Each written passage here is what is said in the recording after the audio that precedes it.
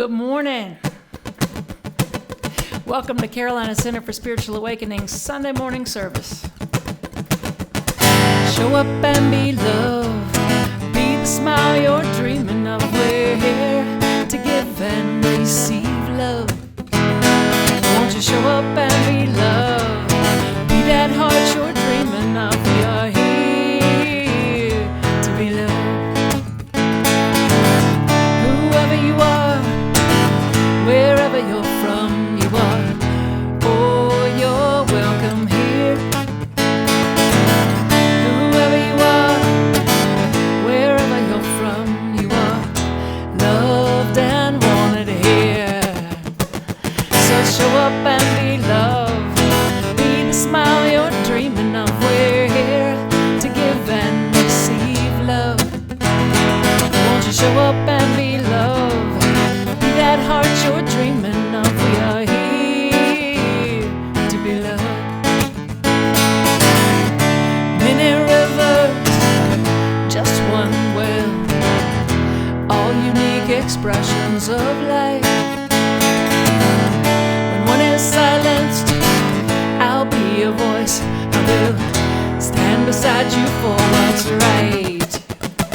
So show up and be loved. Be the smile you're dreaming of. We're here to give and receive love. Won't you show up and be loved?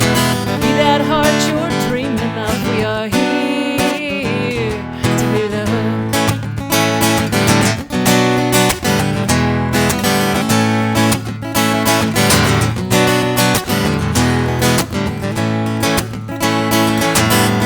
You gotta be it if you wanna see it, all that love you're craving in the world. We're the ones to make the difference. We're the ones that we've been waiting for. So show up and be loved. Be the smile you're dreaming of. We're here to give and receive love. Won't you show up and be loved? Be that heart you're dreaming of. We are here to be loved. We are here to be loved. We are here to be loved. Here to be loved. So feel the love that we have for you at Carolina Center for Spiritual Awakening. This morning and every morning, I'm Reverend Christy Snow, and it is my pleasure to welcome you on behalf of our board and our membership. Wherever you are watching from, we love you and we want to know you. So shoot us an email if you want to know more about us. You can reach us info@awakeningcarolina.org. You can also reach us for prayer support by emailing prayer@awakeningcarolina.org. So we have a lot going on, even in virtual land. So I want to tell you a little bit about a couple of those things. It's important, we feel, in living this new thought philosophy, this science of mind tradition, that we focus on what we want and we keep our sights set in that direction. And at the same time, we know it's been a big year. We've had a lot of people make the transition. We've had folks lose their jobs, their relationships. It's been an opportunity like none other. And we want to honor that. And we want to give everyone an opportunity to come together in a healing meditation. So if we were meeting in person, which we will be again soon, that is in the works. But if we were meeting in person, we would just have a meditation before service. So we decided to do that virtually. So next Sunday, which is the 18th, next Sunday, April 18th, we'd like for you to join us at 10:30 for a healing meditation. And it will take place just right up to service time. So tune in at 10:30 for a time of just honoring what we've been through and allowing ourselves to open, to feel, to heal, and to welcome in that healing energy of wholeness. So join us for that next Sunday morning at 10:30. And then in person the following Sunday, if you live in the Charlotte area or if you want to come in for it, if you feel comfortable gathering for an outdoor in-person gathering, that will take place on the 25th at 10 a.m. So we can still keep our 11 a.m. service, live stream service. That will still happen, but we will have an additional service on the 25th that will be outdoors at the McGill Rose Garden in Noda, which is right close to uptown Charlotte. That will be at 10 a.m. So there's information about this on our website, along with our new class that we're launching on the 19th called Building a Healing Consciousness. So check out awakeningcarolina.org. You can like us on Facebook as well for information. So just wanted to give you a little heads up. We do have an announcement video that we'll show shortly, but sometimes I think we have a tendency to be overloaded with video, and I thought I would just tell you personally. So let's take some time now to just breathe. To just breathe and realize that we want to make space within. Make space within. So we do that by letting go of anything that no longer serves. So, but first, let's just join together in the breath.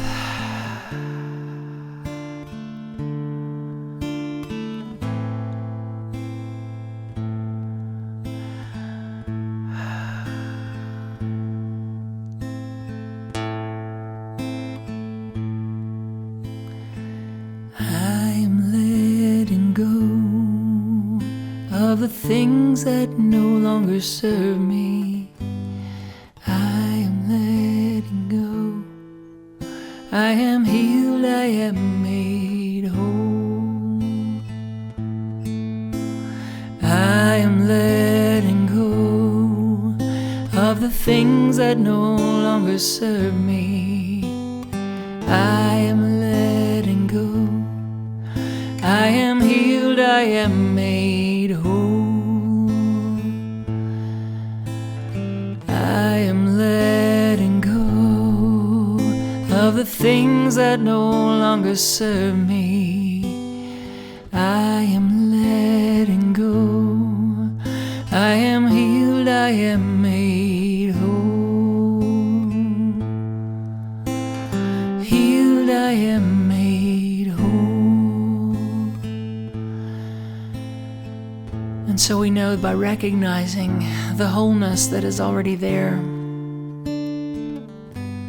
and letting go of anything that does not serve us, we are healed and made whole, that wholeness which never left us. So we place our awareness in this moment on the truth that there is one power and one presence that created all life out of itself. It is expressing through me and as me. It is expressing through and as all of life. So I rest in that awareness.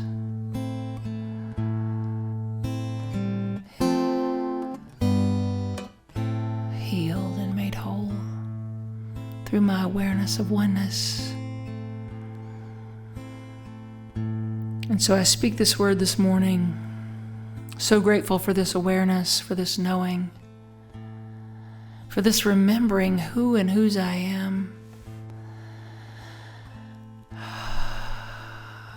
for this remembering to breathe into peace, to breathe into peace right here and right now.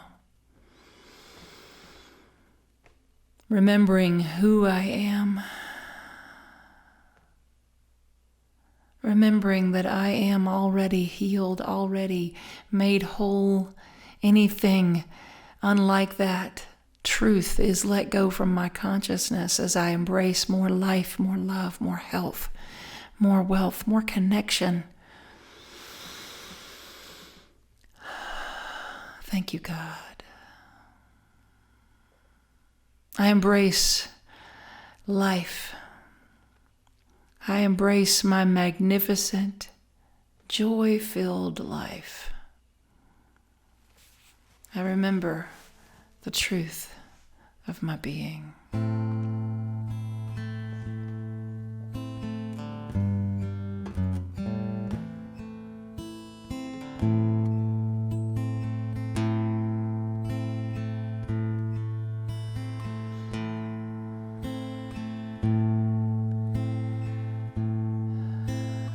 And I breathe.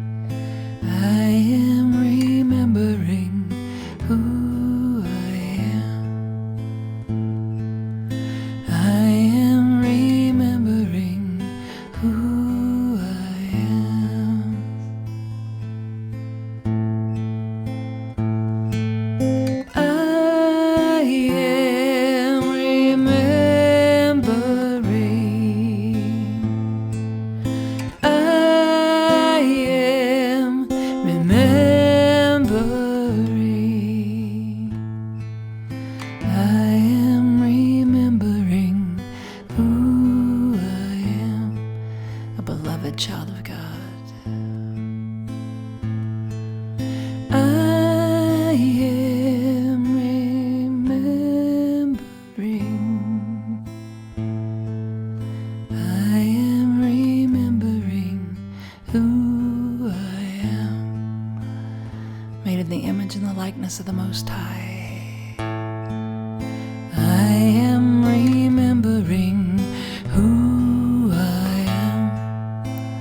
Perfect, whole, and complete, never separate. I am remembering who I am, loved, loving, and lovable. I am remembering who I am.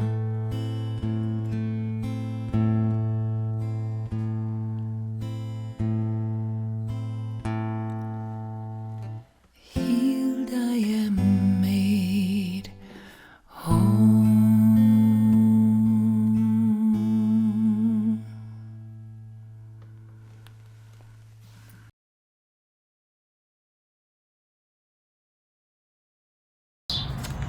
Hello, I'm Donna Heil, and I'm coming to you from Louisville, Kentucky today. And I'm going to do a reading from this month's Science of Mind magazine for today, April 11th, 2021. It's called Joyful Living. You are as young as your faith, as old as your fear, as young as your hope, and as old as your despair. From Ernest Holmes, Help for Today.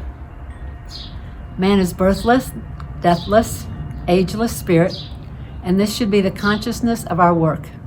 This leaves nothing to be born, mature, decay, and die. Ernest Holmes, The Science of Mind. Ernest Holmes said, "Nobody grows old by merely living a number of years. People grow old only by deserting their ideals. Years may wrinkle the skin, but to give up interest wrinkles the soul. How you choose to see your life and the world around you is everything. Some young people look old and some old people look young. The story is told in your face and the way you carry yourself. As bodies of energy, we reveal everything, and not just in the words that we speak. Our enthusiasm for life is like a beacon of light that attracts like a moth to a flame. We have within our power to create that light, but we cannot do it by dwelling on worry, fear, doubt, self-judgment, and despair. These are the ways of being that bend the back and bow the head. No matter how old you are, there is in every heart that childlike delight, that love of wonder, that joy of experiencing something brand new and fresh. While it has been said 1,000,000 times, it bears repeating. The thoughts you think are what determine the world that you live in. If you don't like the world you live in, now is a great time to change. Life is so joyous, so beautiful, so profoundly magnificent in its complexity and its opportunity. You did not come into your physical body of pain and suffering. You came for love and beauty and divine expression. Now is a time of your great becoming, to live the rapturous journey of your magnificent, joy-filled life. And today's affirmation is, I declare myself a powerful, loving light, overjoyed at my new becoming. I thought that was a perfect reading for springtime. And on this gorgeous spring day, I wish you all a happy Sunday. I look forward to seeing you very, very soon together in person. Thank you. Take care.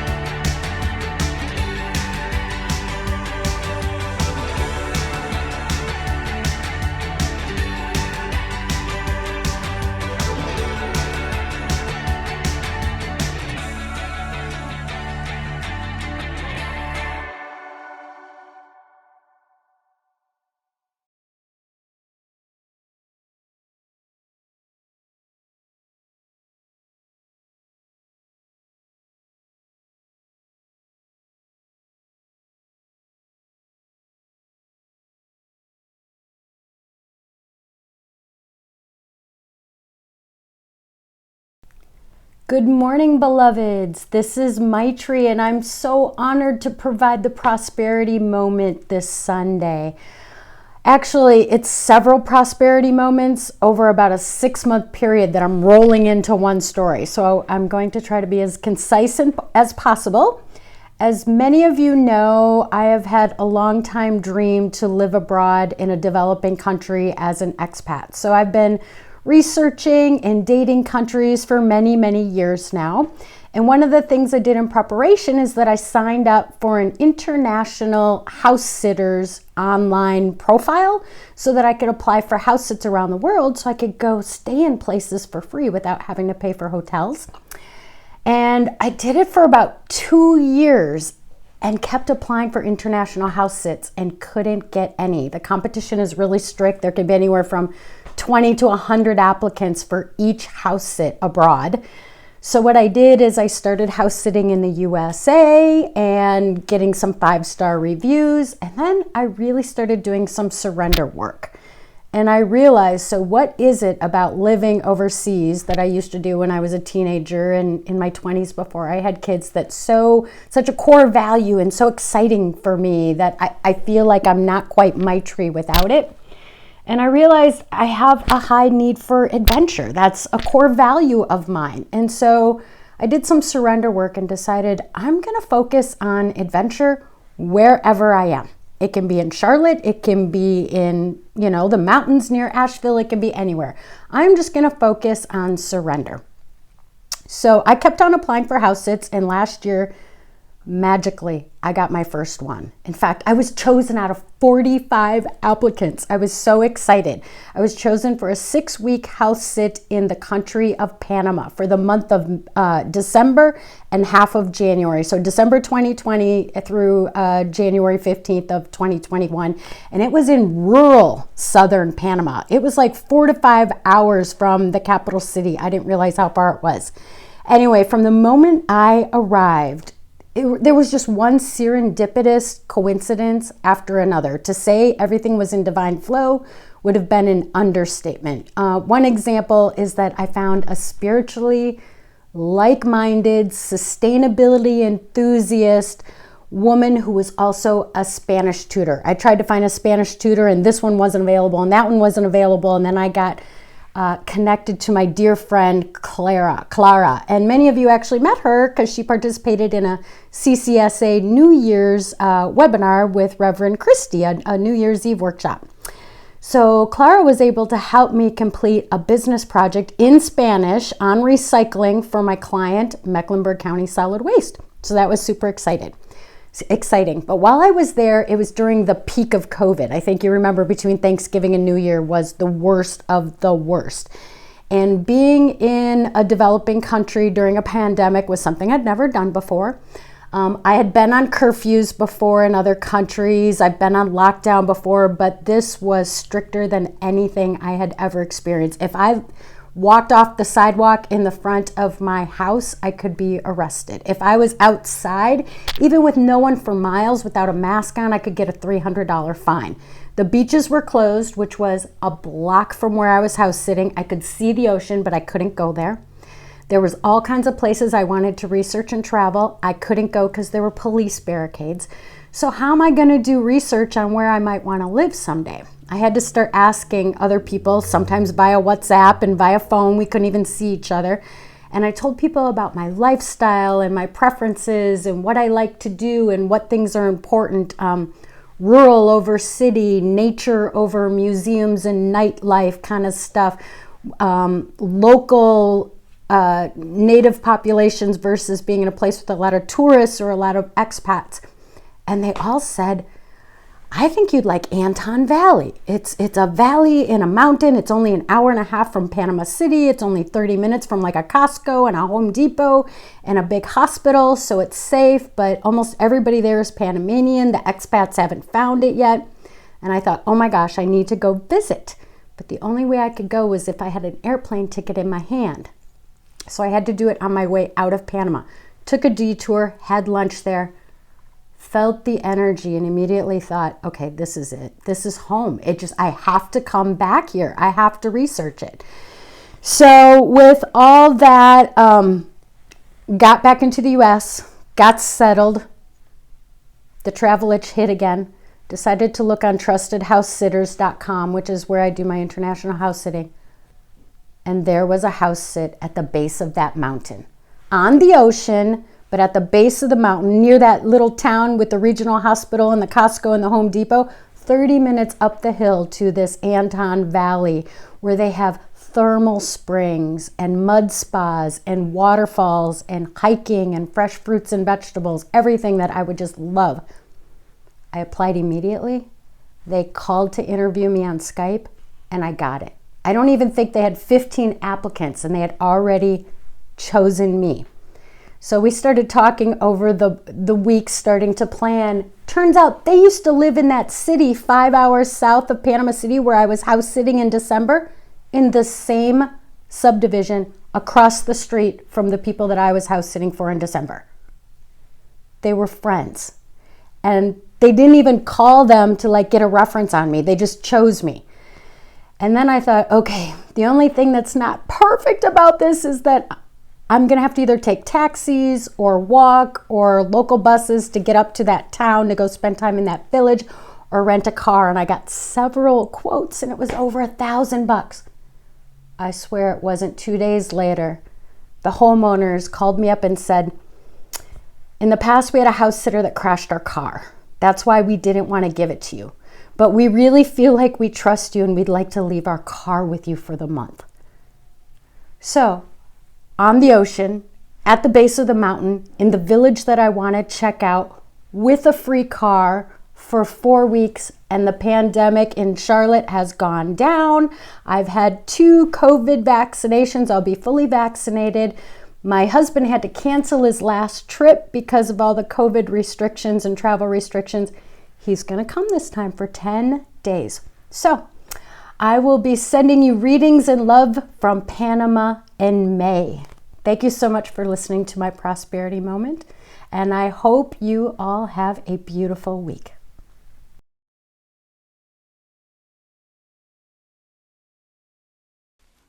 So I have a question for you this morning. How many of you have a Netflix show that you have totally and completely gone down the rabbit hole on, and it just pulled you in by the 3rd or 4th episode, and you're like, more, more, more? Probably all of us, since COVID hit last year, have experienced a Netflix binge or two.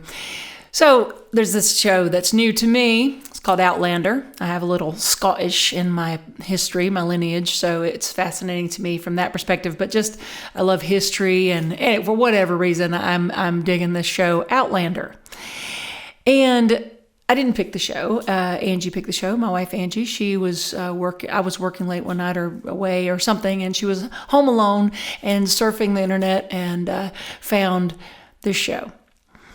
At least I thought she found the show. I knew I didn't find the show, so I thought she found the show, but it turns out neither of us actually found the show. An algorithm found the show. An algorithm.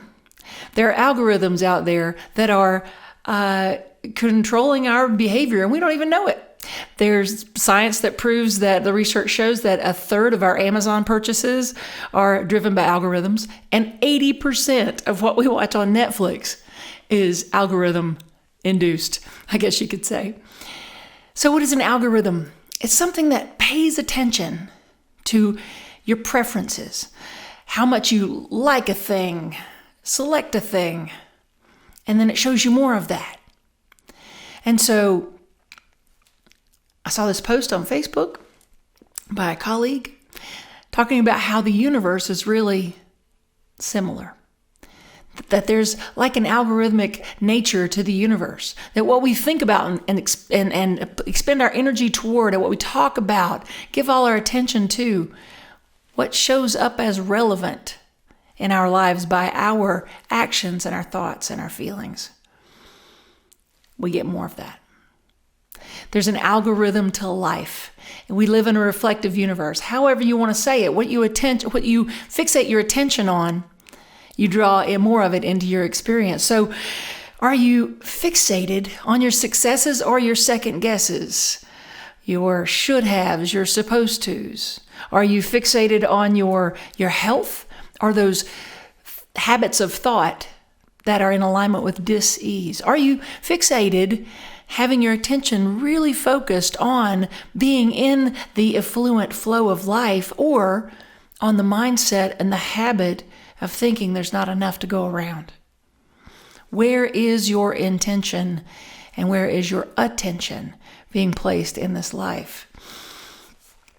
Dr. Ernest Holmes said that if you drop all negative thoughts from the mind, I know Donna already shared this in the reading, but drop all negative thoughts from the mind. Do not dwell upon adversity, but think plenty into everything. Think plenty into everything. Think plenty into health, plenty into harmony, plenty into wealth, plenty.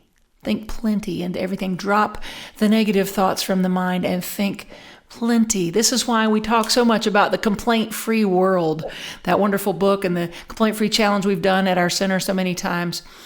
That was brought back to the forefront of my mind recently as I was talking to another minister, and he said that, I have to report that I'm enjoying this spring. I'm loving this spring. I realized just before spring hit that normally I would dread spring. And I would say, when someone would ask, how are you doing? I would say, the pollen's terrible. The pollen's terrible. I just can't, these allergies, I just can't get past it. And he said, and I decided, because I believe in the power of thought and I believe in the power of attention, I believe in this teaching, I decided I was going to practice it to a higher degree. And so this spring, before spring even sprung, I decided that I wasn't going to contribute to that way of thinking, that I was going to think clear. I was going to think harmony with nature. I was not going to think congested. I was not going to think about that complaint in advance and have it locked and loaded when someone asked, how are you doing? I was not going to unload all of these ideas of dis-ease from pollen and allergies. And he said, and I'm having a different experience because my focus is in a different place. I'm teaching a class coming up in real soon, another week on April 19th, building a healing consciousness, talking about using this teaching to align ourselves with a greater degree of health. And what is healing anyway but a return to wholeness, a return to the awareness that we are already whole, an awareness that out of one source sprung all of life. So everything, the pollen, the trees, the birds, everything is part of that one source. We'll call it God, universe, spirit, divine intelligence, whatever we give it the name of. It is still one power, one presence, creating out of itself all that is. And we can be in harmony with all that is to a greater degree when we drop the negativity and get back into alignment with the wholeness of life, that wholeness. Dr. Ernest Holmes also in the reading today, there was a quote that said, how you choose to see your life and the world around you is everything. How you choose to see your life and the world around you is everything. See, we get to have a choice point moment in every moment. How we choose to see our life and the world around us is everything. There was a wonderful story that a friend of mine shared that was a friend of hers and her 6-year-old daughter. So my friend has this other friend, and she's telling me the story about this mother and her daughter. And the little girl snapped at her mom one day. It was just rude. And her mom decided she was going to be mindful in how she responded to her 6-year-old daughter. And she said, that was hurtful how you spoke to me. Why did you speak to me that way? And the little girl started to tear up and tears started to just get ready to fall. And she said, you're not in trouble. I'm not mad at you. I'm just wanting to know why you were rude to me, why you spoke in a hurtful way to your mom. And she said, I don't know. My brain told me to do it. And the mom said, I understand. When I'm not having a great day or I'm not completely being at my best, my brain sometimes tells me to be rude too, but what works for me? And she's speaking like an adult to this little 6-year-old. She says, what works for me is I just take a breath and I say, you know what? I'm not completely being my best self right now. I need a minute. And the little girl got it. And they practiced this new way of being. And she said it was fascinating that even a 6-year-old could have the emotional maturity when given the awareness, when her awareness was placed on that choice, she could have the emotional maturity to choose how she wants to interact, how she wants to be, how she wants her brain to work. She had the emotional ability, maturity, intelligence, even as a 6-year-old, to make that choice. That's why it's so important that we heed these words of Dr. Ernest Holmes, right? And to drop the negativity and choose how we see life and the world. That's not saying that things don't sometimes show up in a way that feels yucky. Of course they do. But are we going to perseverate on that and then exacerbate it? Or are we going to say, okay, this is here, this is happening, but I'm not giving it my power. This is what I want, and I go in that direction. Or even sometimes we can look back and reframe a situation to make it more empowering instead of deflating. I remember when I was playing basketball in college, I had a really weird fluke accident. I had this basketball, someone threw a bullet of a baseball past the full length of the court, and I was doing what you weren't supposed to do. I was running with my back towards the ball, and I caught myself. I was like, oh, turn around. And right as I turned around, I turned into the pass. That was literally like a shot. It was so hard. It was so fast. And it caught me off guard right on the thumb, and it ripped all of the ligaments so hard that it chipped the bone in my thumb, and they were afraid I wouldn't be able to use my thumb anymore. As a matter of fact, they told me I wouldn't be able to, but I can, and I'm grateful for that. I said, yes, I will. And but here I was from this thumb injury. I missed an entire season of my college basketball career. I was so devastated by it. I didn't know, first that's a whole other talk. I didn't know who I was without basketball until that moment. But that's not the talk for today. The point for today is, here I was this whole year. I wasn't able to play basketball, but they created a job for me so I could still travel with the team, so they could justify the expense of me being there and then putting me up at a hotel and feeding me all that. So I became the video person.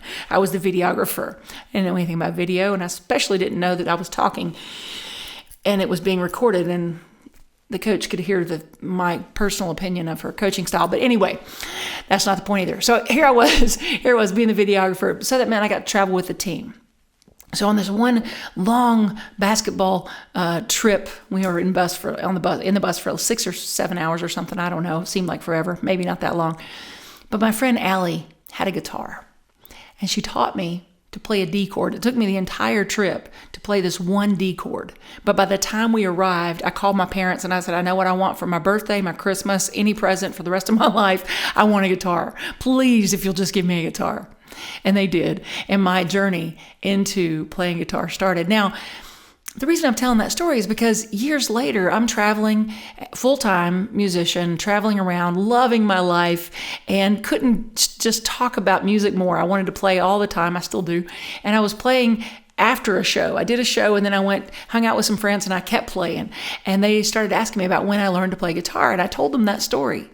Now, up until that moment, for years after college, up to that moment, every time I told the basketball story and the thumb injury, there was this woe is me energy that came over me. I would tell the story and I would lament for my missing college year of basketball. Here I was, enjoying my college basketball years, and then I got ripped away from me one year. Just all dramatic, and it was so terrible what had happened that I wasn't able to play that one year. And you could feel the energy, just the air get sucked out of the room when I tell the story. It was so depressing.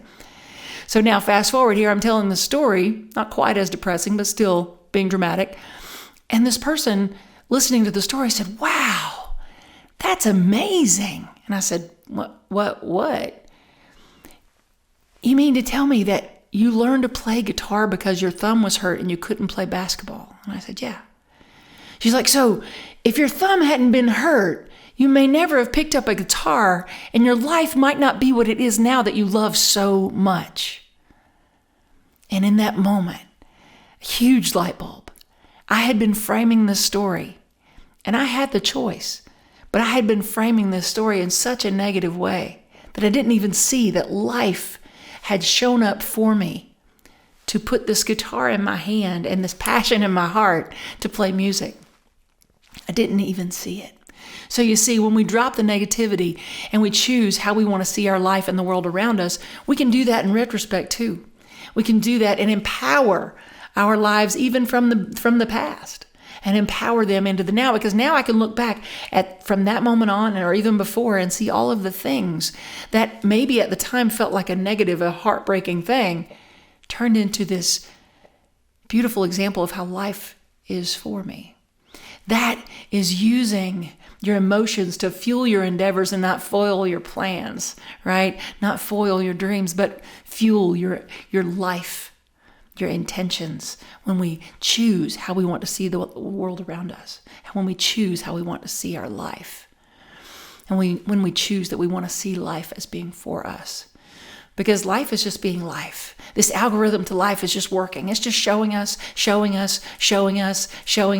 more of what we say we're interested in by our thoughts, our conversations, our actions. Now, this doesn't mean we don't get disappointed sometimes. I heard an awesome story recently in the news about Taylor Swift. She was, I think a lot of people didn't realize maybe how much credit was due her because she was so young when she started and not everyone took her serious. But this young woman, she wrote all of her own music. She's a wonderful talent. And recently, her original label, the owner, purchased all of the masters to her original work. Now, as a singer-songwriter, that can feel completely devastating. And to her, it did. It did. She was like, this is my worst nightmare. Bought all of the rights to her original masters. But here's the thing. She took a moment. She felt the feeling, and she was like, well, this stinks. But hey, I still have the publishing rights, a copyright. I wrote the songs. I can just re-record them. So she is re-releasing all of her previous albums so that she has complete say over how they're used. I loved that story, and I loved that it was a great example of emotional intelligence and emotional maturity, of taking the moment to say, okay, I can choose to see this as the worst thing that could have ever happened to me, or I can choose to see this as, wow, this is a great opportunity. I'm going to re-release everything I've ever done, and all the people that love my music are just going to buy the new version. This is fantastic. And that's what she chose to do. It's all about our perspective and how we fuel our lives with it. There's a wonderful quote that my good friend, Dr. Shannon South, shared with me recently. And it's this. She said, I saw it on a card somewhere. I don't know who said it. It's a wonderful quote, though. It says, it's how you relate to what is and not what is that is the problem and the solution. How you relate to what is, not what is, that is both the problem and the solution. The only difference is our perspective and how we choose to see it. That's powerful. So we can identify with a problem, or we can identify as a problem. We don't want to identify as a problem. We can identify with a problem and say, okay, this happened, or with a pain, but we don't want to identify as that pain. So many times we take on a pain or a problem as our identity. And we identify as it so much that we walk into a room as if we are carrying a little ventriloquist dummy, with their hand up. Have you met problem?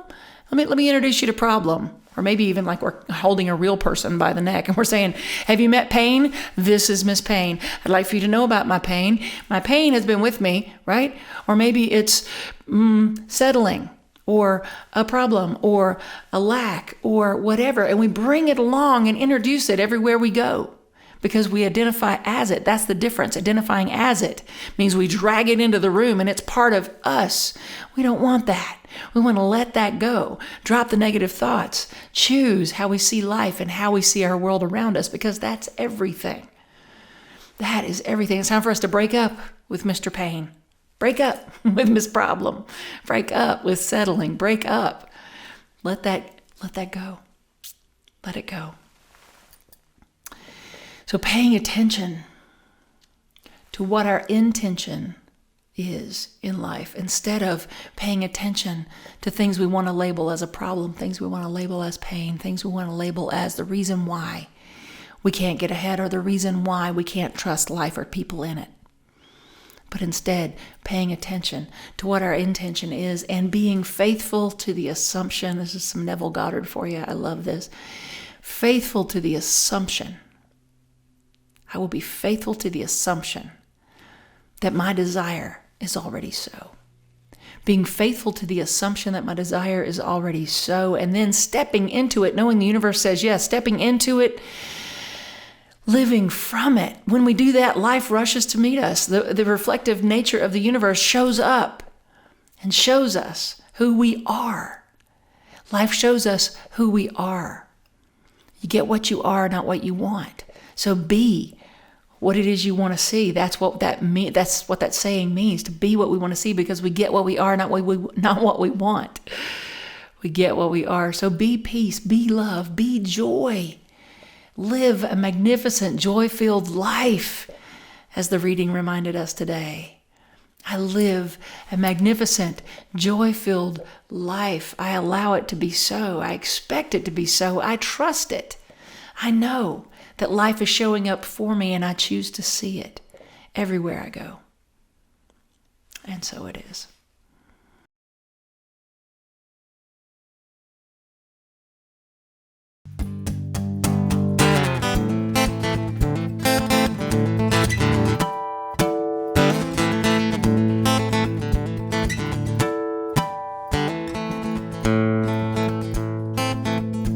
She said, tell me what it is you're waiting for. Who holds the key to your freedom's door? She asked, what is it you mean you need more time? Don't you think it's time?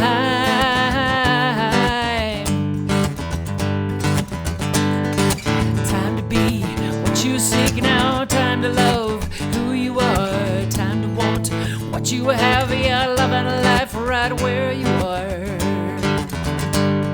It's time. Time to give yourself the benefit of the doubt. Time to live life from the inside out. Time to see things right, not waste time trying to set them right. Oh, oh, it's time.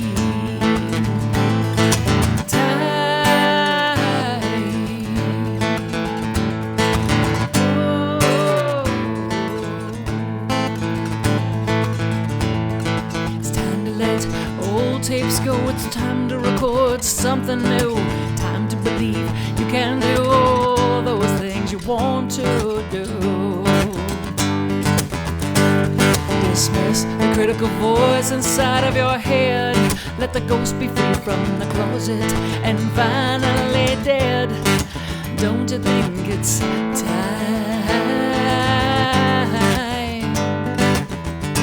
to embrace what you once called mistakes? Take chances, try again. Oh, it's time. Don't you think it's your time? Time to give yourself the benefit of the doubt. Time to live life from the inside out. Time to see things right, not waste time trying to set them right. Oh, oh, it's time. Time. Oh.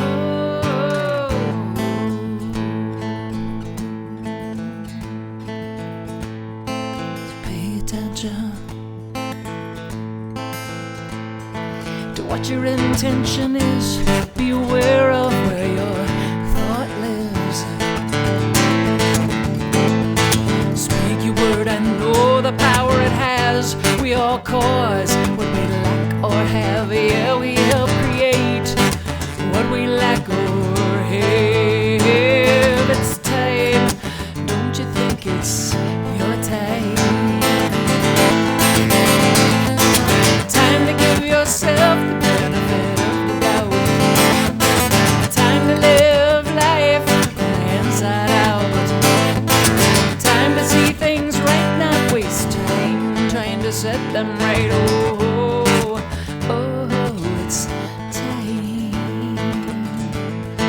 Time. Your time.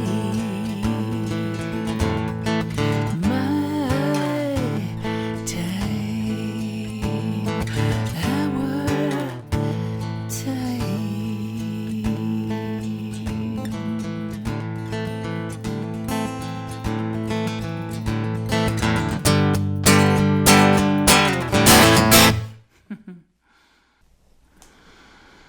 Kids, we see you, we hear you, we appreciate you, and we love you just the way that you are.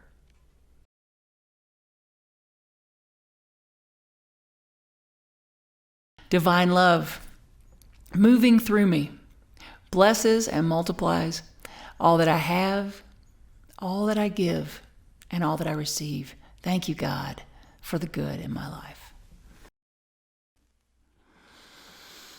So in this energy of gratitude, let me just say thank you.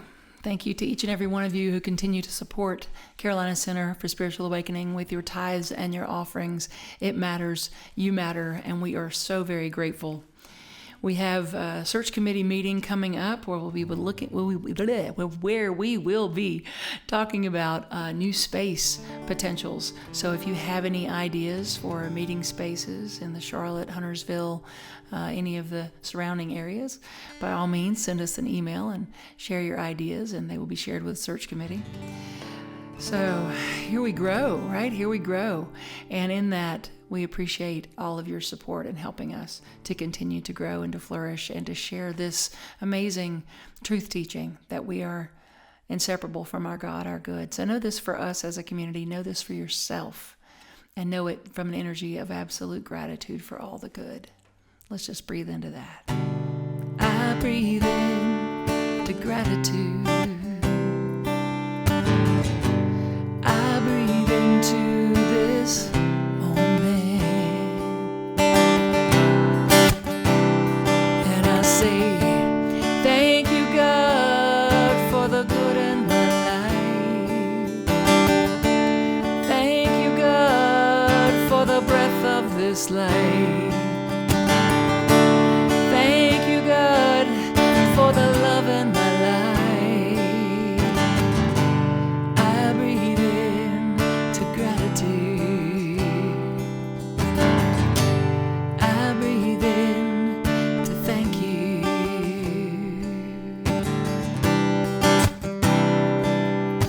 Thank you.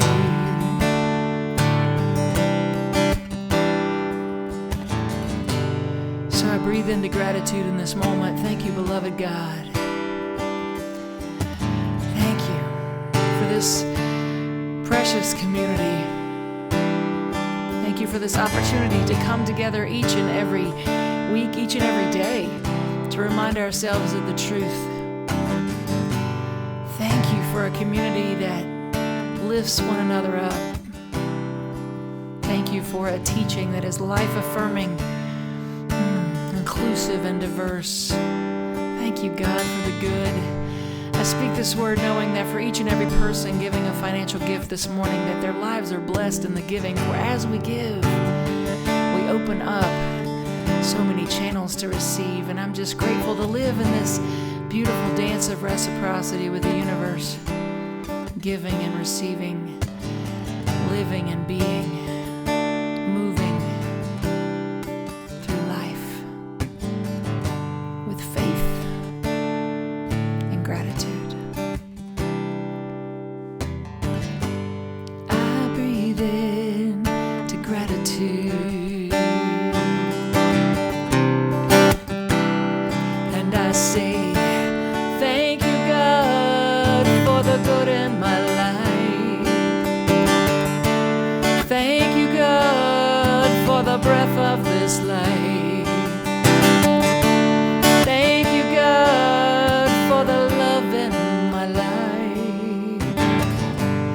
I breathe in to gratitude. I breathe in to thank you.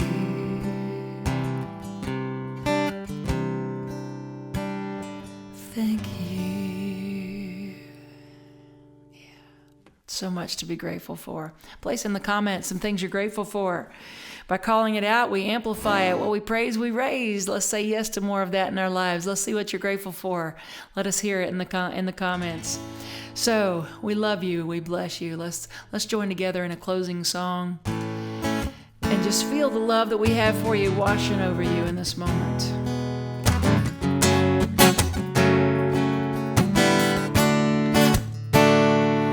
We let the love wash over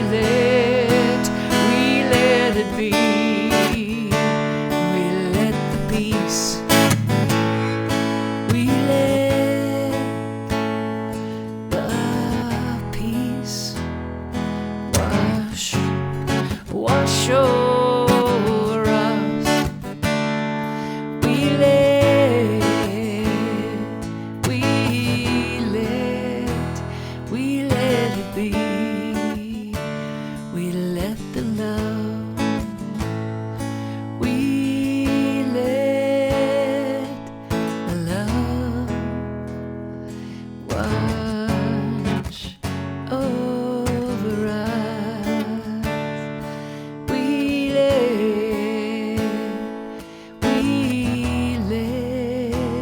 We let it be.